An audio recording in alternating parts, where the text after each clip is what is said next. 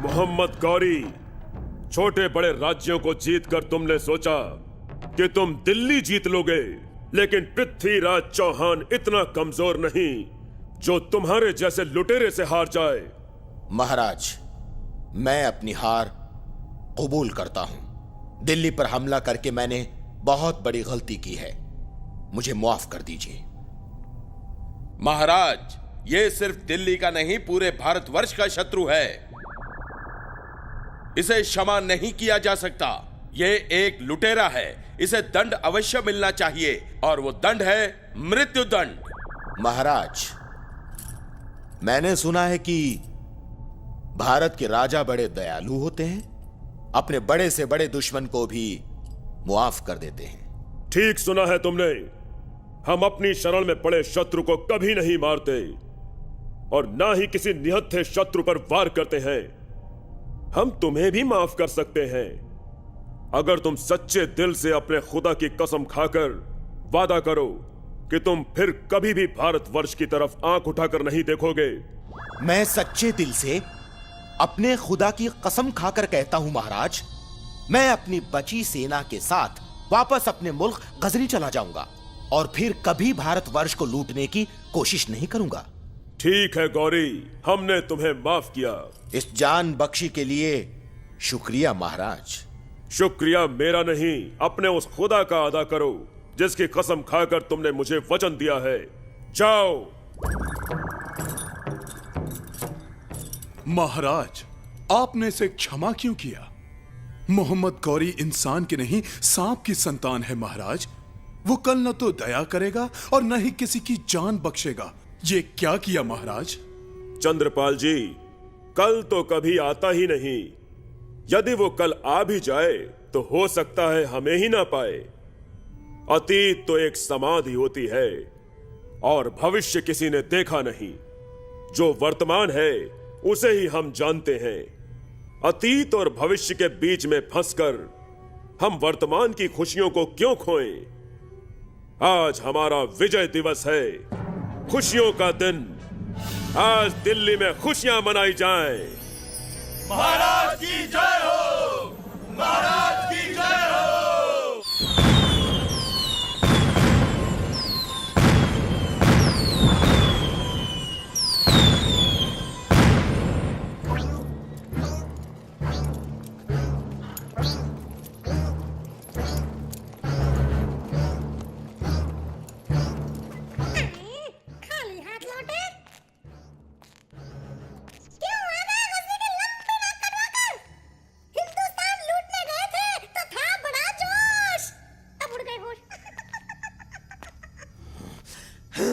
जब भी चोंच खोलेगा आगे उगलेगा। जी तो चाहता है तेरा गला मरोड़कर गजनी के बाहर उल्टा लटका दूं। अभी तो मेरी शादी भी नहीं हुई है। जरा सोचिए, मेरे होने वाले बीवी बच्चों का क्या होगा? पता नहीं वो गजनी के किस कोने में मेरा इंतजार कर रही होगी। हाय मेरी बीवी, हाय रे मेरे छोटे बच्चे।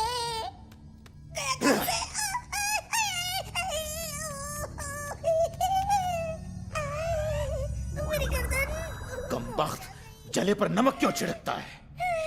मैं तो इतना ही कह रहा था कि अगर हिंदुस्तान के राजा ने गजनी पर हमला बोल दिया तो ना ही गजनी रहेगा, ना ही ये महल। ऐसा हरगिज नहीं होगा।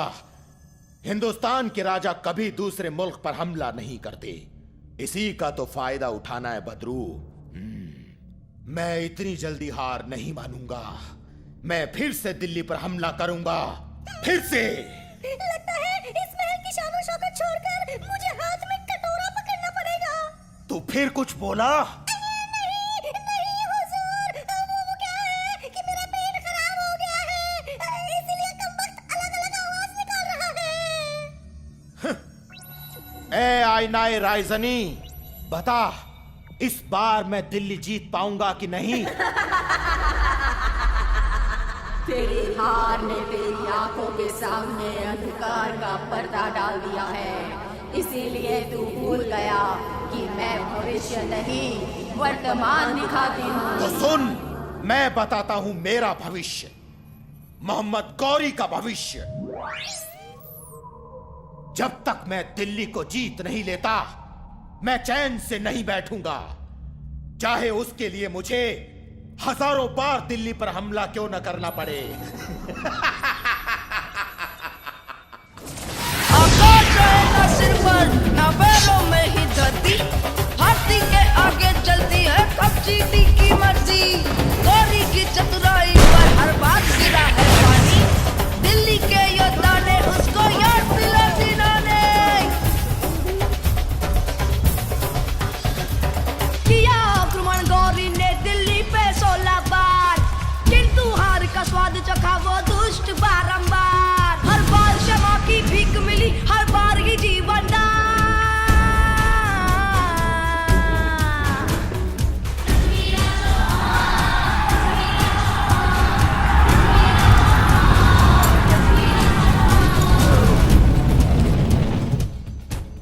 जहां पृथ्वीराज चौहान मोहम्मद गौरी को युद्ध भूमि में उसकी नानी याद दिला रहे थे, वहीं दूसरी ओर एक राजा अपनी आन बान और शान को बढ़ाने के लिए प्रयत्न कर रहे थे, और वो थे कन्नौज के राजा जयचंद। आज हम आप सभी के सामने एक विचार रखना चाहते हैं। हम चाहते हैं कि हम भारतवर्ष के सम्राट कहलाएं, और इसलिए हमने ये निर्णय लिया है कि हम राजसूय यज्ञ करवाएंगे। परंतु महाराज, आप तो पुत्री संयोगिता का स्वयंवर रचाना चाहते थे। अपनी बेटी के स्वयंवर के लिए इससे अच्छा अवसर हमें फिर नहीं मिलेगा। भारतवर्ष के सभी राजा हमारी सभा में उपस्थित रहेंगे। हमारी पुत्री उसी दिन अपना वर चुनेगी। मंत्री जी, हमारे राजसूय यज्ञ में हिस्सा लेने के लिए सभी राजाओं को निमंत्रण भेज दिया जाए, और हमारी सेना को भी तैयार रहने का आदेश दिया जाए। जो राजा हमें सम्राट मानने से इनकार करेगा, उसे हमारी सेना नष्ट कर देगी। जो आज्ञा महाराज। और हुआ भी वही। जिन राजाओं ने महाराज जयचंद को सम्राट मानने से इनकार किया, उन्हें जयचंद की सेना के हाथों हार का सामना करना पड़ा। क्या जयचंद ये जानते नहीं कि उन्होंने किसे ललकारा है? जाओ, जाकर अपने महाराज से कह दो कि दिल्ली का राजा एक ही है, और वो है महाराज पृथ्वीराज चौहान। पृथ्वीराज की इतनी हिम्मत, हम स्वयं दिल्ली पर हमला करेंगे और उसके अहंकार को चूर चूर कर देंगे। परंतु महाराज, राजसूय यज्ञ की तिथि समीप आ रही है। दिल्ली पर आक्रमण करने के लिए हमारे पास समय नहीं है। राजसूय यज्ञ और हमारी पुत्री के स्वयंवर की तैयारी की जाए। और हां, पृथ्वीराज का एक बुत बनाकर द्वार पर खड़ा कर दिया जाए, ताकि सभी को यह पता चल सके कि दिल्ली का महाराज पृथ्वीराज चौहान हमारा दरबान है।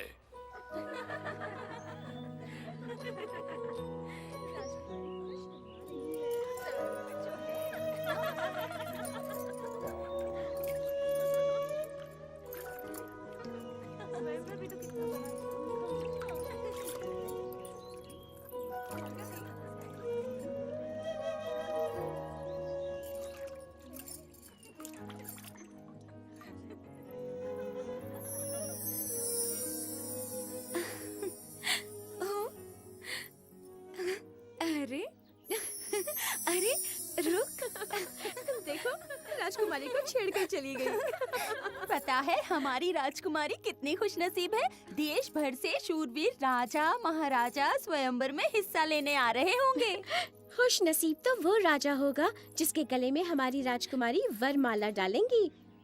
क्यों राजकुमारी जी, ठीक कहा ना मैंने? अरे हमारी राजकुमारी कोई ऐसे वैसे राजा के गले में वरमाला थोड़ी ना डालेंगी। जो राजा सबसे बहादुर, सबसे शूरवीर होगा, वही हमारी राजकुमारी को ले जाएगा। हाँ, हाय, कौन होगा वो खुश नसीब राजकुमार? पृथ्वीराज चौहान। हाँ? क्या? परंतु महाराज तो उन्हें अपना शत्रु मानते हैं। क्यों? इसीलिए ना, क्योंकि उन्होंने पिताजी के सामने सर झुकाने से मना कर दिया। परंतु मैंने तो सोच लिया है कि मैं विवाह करूंगी तो सिर्फ पृथ्वीराज चौहान से। परंतु राजकुमारी जी, मैंने तो सुना है कि महाराज ने उन्हें स्वयंवर का आमंत्रण भेजा ही नहीं है, फिर वो कैसे आएंगे? क्या वे स्वयंवर में जरूर आएंगे?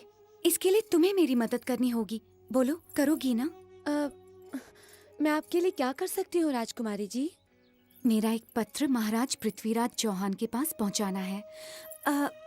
तू अपने पति को मेरे पास भेज दे, मैं उसे सब समझा दूंगी। सुनो, ये पत्र सिर्फ महाराज पृथ्वीराज चौहान के हाथों में ही देना, ठीक है? जो आज्ञा राजकुमारी जी। और सुनो, उत्तर अपने साथ ही लेकर आना। जब तक मुझे अपने पत्र का उत्तर नहीं मिलेगा, मेरे मन को चैन नहीं आएगा। मैं शीघ्र ही लौटूंगा राजकुमारी जी।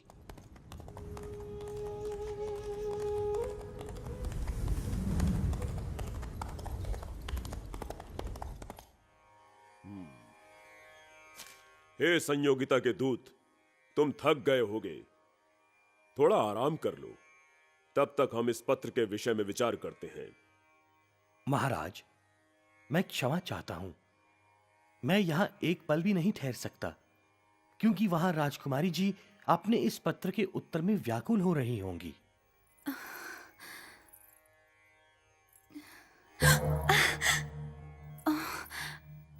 तुम हो? तुम्हारे पति अभी तक नहीं लौटे? आप इतनी व्याकुल क्यों हो रही हैं? वे बस आते ही होंगे राजकुमारी जी। राजकुमारी जी की जय। लीजिए, वे आ गए। जल्दी बताओ, क्या संदेश लाए हो? ये पत्र आपके लिए महाराज पृथ्वीराज चौहान ने भेजा है।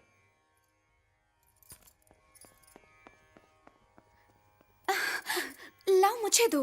मैं नहीं दूंगी। दो ना।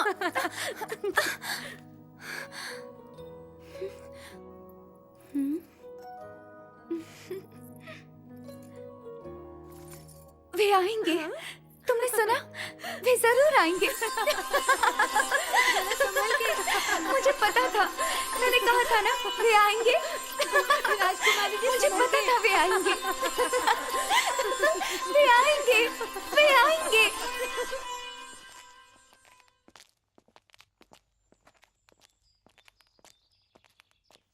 चांद, हमने संयोगिता को वचन दिया है कि हम कन्नौज अवश्य आएंगे। परंतु महाराज, ये कैसे संभव होगा?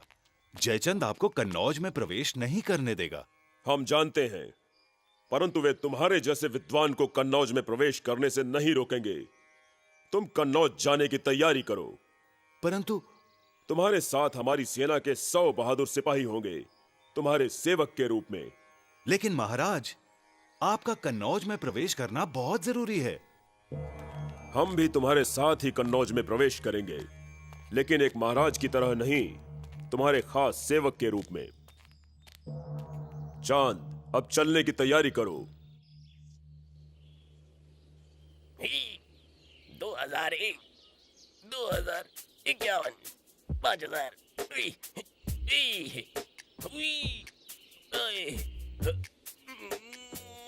अरे वाह वाह वाह, मेरे सीकड़ी पहलवान जियो। अरे क्या कर रही है? अरे अरे, संभाल कर, हड्डी चटक जाएगी। मेरे दोस्त खूंखार सिंह आज सवेरे सवेरे कसरत कर रही है। क्या राजकुमारी संयोगिता के स्वयंवर की पहरेदारी करने जा रही है? अबे लल्लू, तू जानता है राजकुमारी संयोगिता किसके गले में वरमाला डालने वाली है? किसके? मेरे।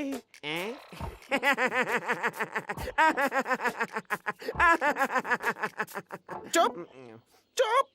मजाक कर रही है? आज तक तूने ऐसा कौन सा खंबा उखाड़ा है जो राजकुमारी संयोगिता उन वीरों को छोड़कर तेरे गले में वरमाला डालेगी? अपने मुंह से अपनी तारीफ कैसे करूं? पर सुन, तुझे क्या लगता है गौरी की सेना महाराज पृथ्वीराज चौहान के डर से भागी है? बिल्कुल नहीं, ये तो मेरे पान का कमाल है। ये बात सारा हिंदुस्तान जानता है, और तू पूछता है क्या किया है मैंने? अच्छा, बहुत उड़ रही है, इतना है दम तो इसे उठा के दिखाओ। बोला भी तो क्या बोला? पर्वत बोलता, पहाड़ बोलता। अरे ये भी कोई उठाने की चीज है?